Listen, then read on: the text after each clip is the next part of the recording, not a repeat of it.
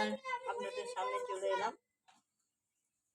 তাই এখন খুব শীতও পড়ে গেছে, শীত ঢুকে গেছে, অনেক আগে পড়ার কথা, ধীরে ধীরে শীত ঢুকেছে।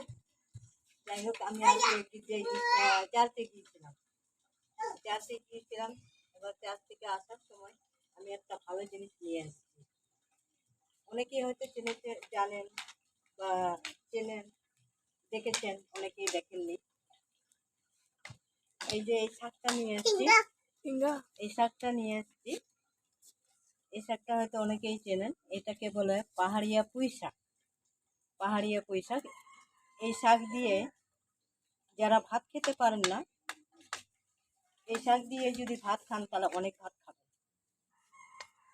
আমিও নিয়ে আসলাম, একজনের বাড়িতে ছিল। আমি ফুল ভাবছিলাম এটা ফুল, আমি জানলাম পরে যে এটা ফুল নয়, এটা পাহাড়িয়া পুঁই শাক। এটা খেতে নাকি খুব ভালো, আর এটা দিয়ে অনেক ভাত খাওয়া যায়। তা আমি আজকে নিয়ে এসেছি, আমি আজকে রান্না করব। আপনারাও আসুন, আমরা সবাই মিলে খাবো, দেখি কেমন লাগে। আমিও কোনোদিন খাইনি, তা আজকে নিয়ে এসেছি, রান্না করব, আমরা সবাই মিলে খাবো। আর আপনারাও যদি কোথাও পান তাহলে আপনারাও খেয়ে দেখবেন, আর নয়তো বা লাগিয়ে রাখবেন ঘরে।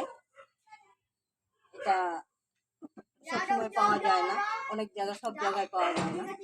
যদি পান তাহলে আপনারা ঘরে লাগিয়ে রাখবেন।